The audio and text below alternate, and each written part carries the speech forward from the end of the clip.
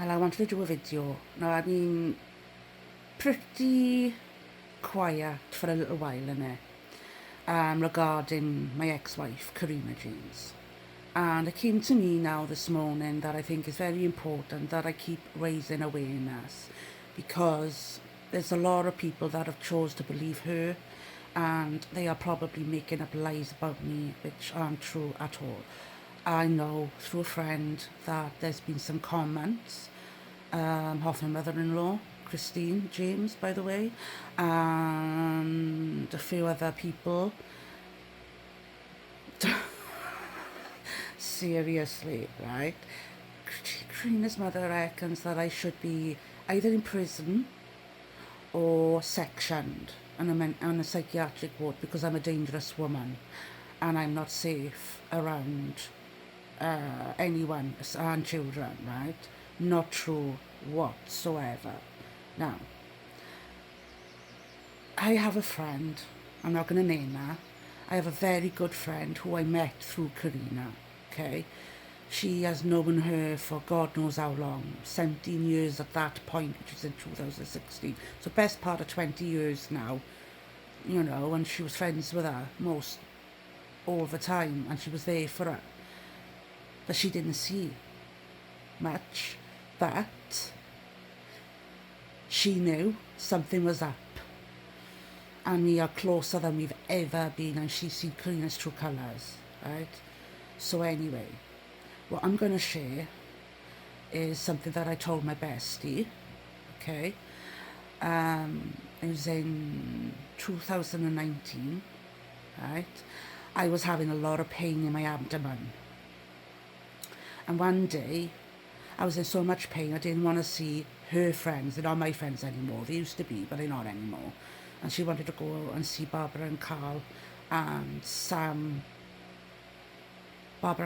Evans and Samantha Vellicott, Sam Vellicott, and her child, you know, which I won't say her name, but her young, the one that she's got at home with her, because she's a minor, I won't say her name, and I was in agony, and she was having to go, oh, look at the traffic, and I was in agony. A couple of months later, I was so bad, I swear I was in labour. I was in agony. Found out it was my gallbladder. Now, we had other friends at the time, Sam Brace and Dylan Brace. So this is the truth now, I'm not going to lie, right? So anyway, I ended up in hospital. I had to have tests done, and they found out that I had a 2 centimetre gallstone, and that my gallbladder was very inflamed, and there's a lot of gunk behind it. It was leaking probably because it was so inflamed. So they had to keep me in, and I had to have an emergency operation the following morning. I had to go 12 hours, see, because from the last time I ate. So I had to wait until the following morning, so I stayed in overnight. Karina was there, but she had to go to work, so Sam and Dylan stayed with me. They couldn't wait to leave.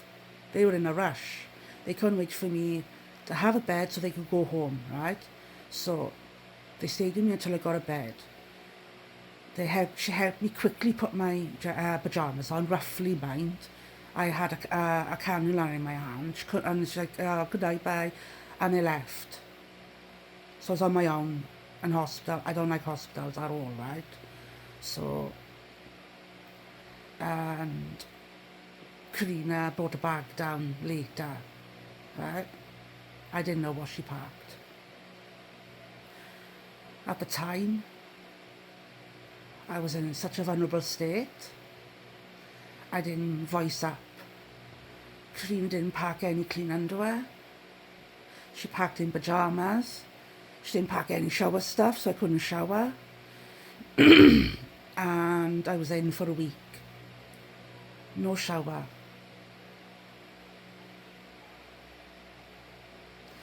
And I went towards the end of the week. I was thinking, I couldn't wait to get home.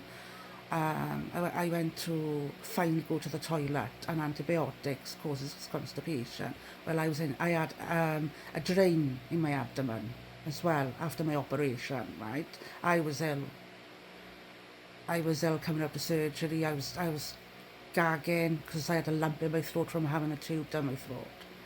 And anyway, towards the end of the week, as I was getting better, I was going to the toilet, and Crina's got a weak stomach, see, so I couldn't wipe, right?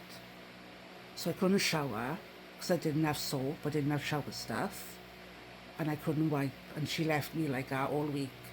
All she did was on Valentine's, because I was in on Valentine's Day, to show off that she was a good wife. Oh well, were we married? Yeah, we were married because we were living with her mother then in Drach. And Valentine's Day, she bought me a teddy bear, she bought this nice card, she bought a few nice things to show off in front of my friend that I made, who was opposite me, who was even worse off than me, because she had to have, what do you call it, on the left side. Oh, I can't think. Pan, pan, pantry something, I can't remember what it's called. And she was really ill.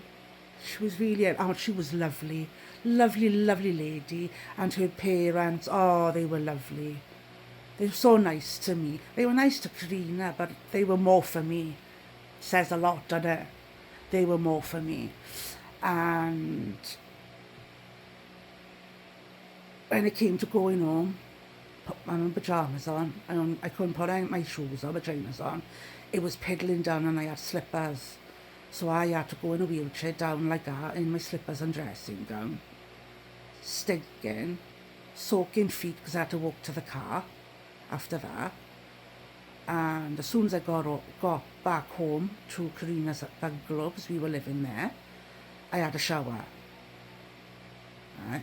Karina sat in the bathroom with me just to make it look like to her mother that while she was in the bathroom with her, making sure she was. I had to sit on the seat that she had built in the shower, innit?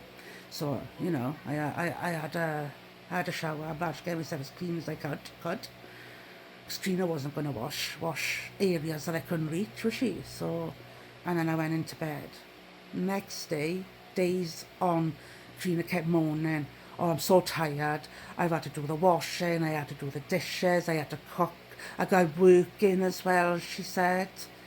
And it made me feel guilty. I wasn't supposed to lift anything heavy for 6 weeks. But within that week, I was doing washing and I was doing the dishes. Only thing I didn't do was cook, because I didn't know how to cook. I was scared to cook. I was never taught.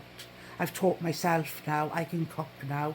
And that's how I lived during that time. Horrible, horrible woman. A very horrible woman, right? But anyway, when I was in the hospital, I always wondered why Sam and Dylan never visited me. Now, Karina told me that Sam was depressed and she was feeling like she didn't want to be here anymore, right? And this is what Karina said to me, right? And she was showing me videos then on Facebook that Sam was dancing in her friend's house.